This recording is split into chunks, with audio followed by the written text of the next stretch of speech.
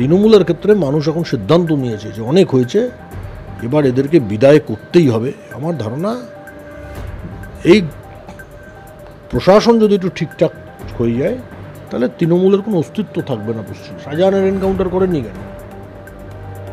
Encounter তাহলে তো জাহাঙ্গীরের করতে হবে, আরাবুলের করতে হবে, কাইজারের করতে হবে, নাম করে করে বলছি। ক্ষিপ্ত হয়ে গেছে, ভয়ঙ্করভাবে মানুষ ক্ষিপ্ত হয়ে গেছে। তৃণমূলের অবস্থা সিপিএম এর থেকে খারাপ হবে।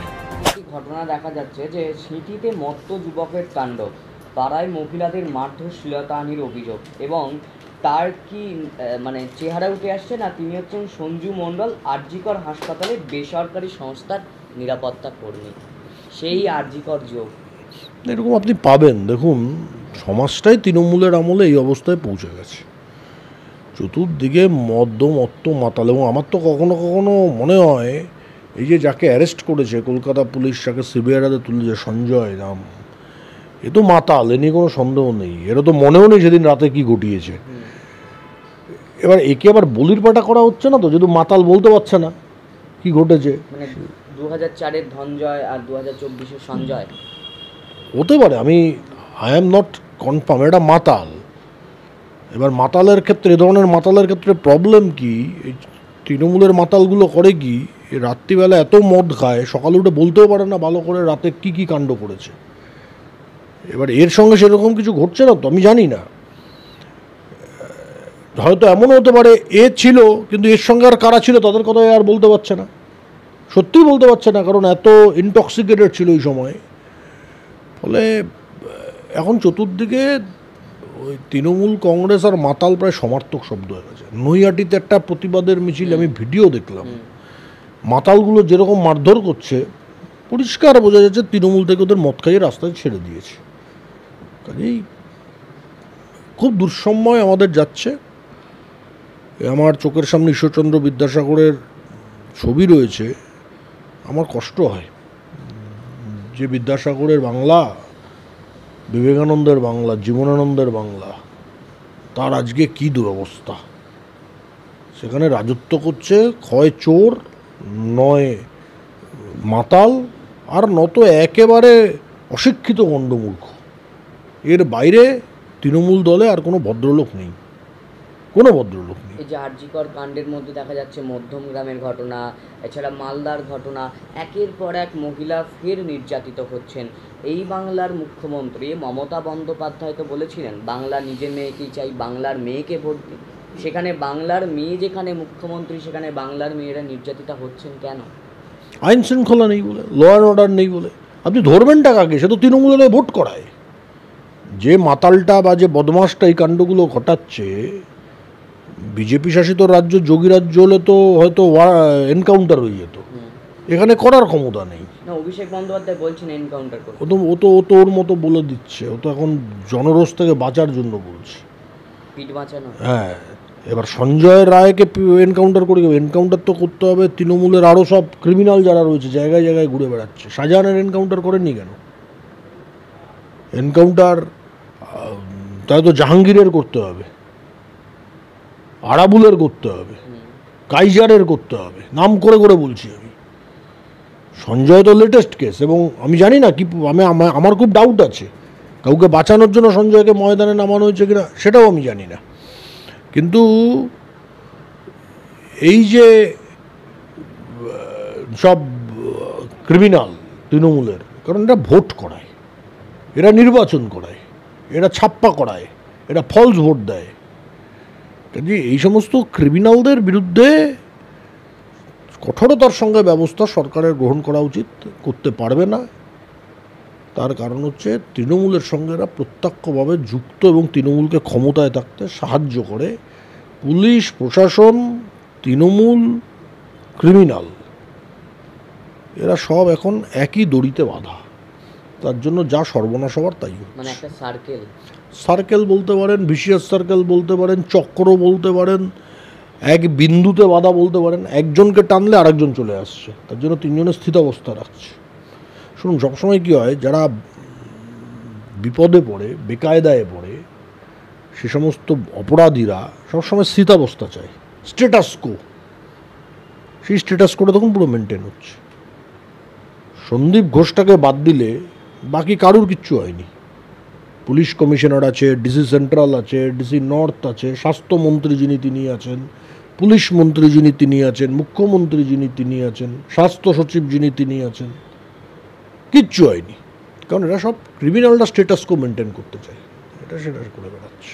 মুখ্যমন্ত্রী 2011-য় যখন ক্ষমতায় আসেন তখন বলেছিলেন বদলা নয় বদল চাই। তিনি মেয়র রোডের সভা থেকে তৃণমূলের ছাত্র পরিষদের প্রতিষ্ঠা দিবসের দিন বলছেন ওসব কথা নয়, এখন যেটা তোমরা ভালো বোঝো সেটা করো। তারপরেই দেখা গেল লাভলি মৈত্র বলছেন যে বদলা নেওয়া হয়নি বলেই এরকম করতে পারছে বিরোধীরা। এই যে একটা অশান্তির রাজনীতি, প্রতিহিংসার রাজনীতি বাংলায়, তা থেকে যদি আরও অশান্তি ছড়ায় তা কি রুখতে পারবে এই রাজ্য সরকার? দেখুন, ওরা এখন অশান্তি করতে চাইছে। ওরা যদি অশান্তি করতে চায় তাহলে যেটা করতে চাইছে, কেন করতে চাইছে, তাহলে কি মানুষের দৃষ্টিটা ওদিকে চলে যাবে।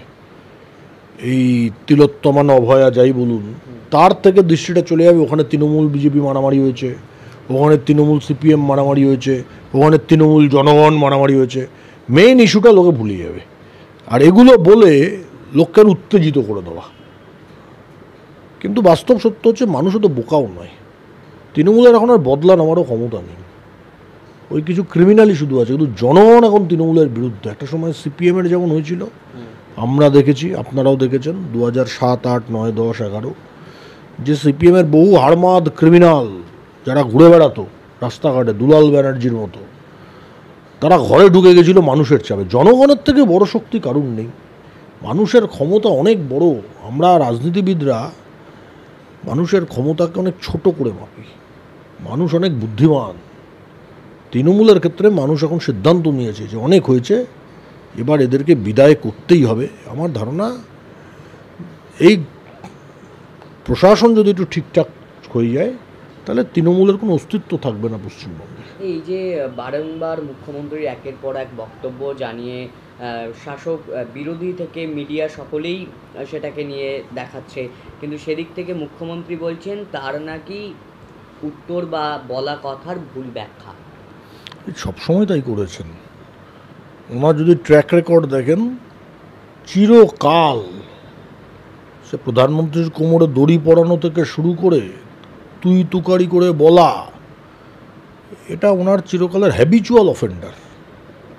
ইংরাজিতে যদি বলে হ্যাবিচুয়াল অফেন্ডার যে শব্দটা আছে, ওনার ক্ষেত্রে এটা সবসময় বাস্তব সত্য। এ ধরনের কর্মকাণ্ড করেছেন, কিন্তু অপরাধ বোধে ভোগেন না, এটা দুর্ভাগ্যজনক। বিধানসভায় দাঁড়িয়ে মুখ্যমন্ত্রী, প্রধানমন্ত্রী এবং স্বরাষ্ট্রমন্ত্রী পদত্যাগ চাইছেন। বিধানসভায় দাঁড়িয়ে কি পদত্যাগ এইভাবে চাওয়া যায়? মানে রাজ্যের এই দেশের প্রধানমন্ত্রী বা স্বরাষ্ট্রমন্ত্রী? না, চাওয়া যায় না তো।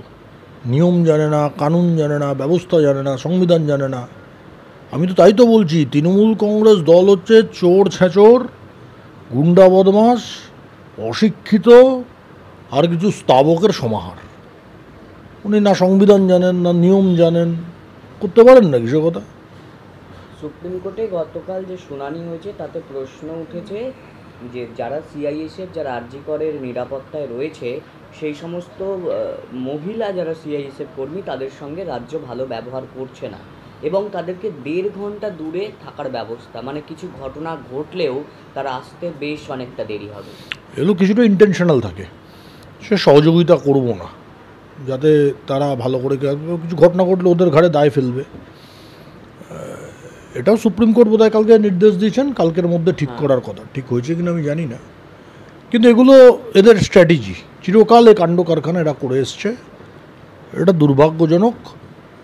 প্রশাসনটা পচে গেছে, পচে গেলে যা যা হয় তাই হচ্ছে। যারা লক্ষ্মীর ভাণ্ডারের বিনিময়ে ভোট দেওয়ার কথা ভেবেছেন তারা এখন বুঝতে পারছেন। আমাদের শেষ প্রশ্ন, বারংবার এই রাজ্য সরকার প্রশ্ন তুলছেন যে এই সমস্ত আন্দোলন বলুন বা যা কিছু হচ্ছে সব বাম বিজেপির, মানে বাম এবং বিজেপি দুটি পৃথক রাজনৈতিক দল, তাদের ভাবধারা আলাদা, কিন্তু কোথাও গিয়ে কি রাজ্য সরকার দুটো দলকে একত্রে মিলিয়ে একটা রাজনৈতিক ফায়দা তোলার চেষ্টা করছে? দেখুন, আমি তো বলছি পলিটিক্যাল এলিমেন্ট খুব কম আছে। রাজনৈতিক দলের ছত্রছায়ায় যদি 50টা মানুষ মিছিলে নামেন, অরাজনৈতিক পতাকার ছত্রছায়ায়, ন্যাশনাল ফ্ল্যাগের ছত্রছায়ায় 50,000 মানুষ নামতে প্রস্তুত হচ্ছেন। নবান্ন অভিযান হলো, কোনো রাজনৈতিক দল ছিল না, না। কেউ সমর্থন করেছেন, কিন্তু মানুষ এসছে।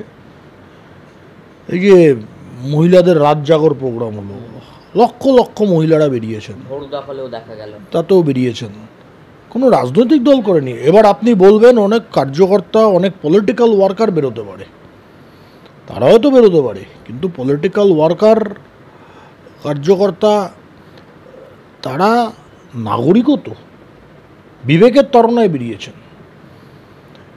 কিন্তু তাতে যদি মনে করে এটা বিজেপি করছে, বাম করছে, এটা হয় এক্সকিউজ হচ্ছেন বা অতি সরলীকরণ হচ্ছে, এমন নয়। মানুষ ক্ষিপ্ত হয়ে গেছে, ভয়ঙ্করভাবে মানুষ ক্ষিপ্ত হয়ে গেছে। তৃণমূলের অবস্থা সিপিএমের থেকে খারাপ হবে।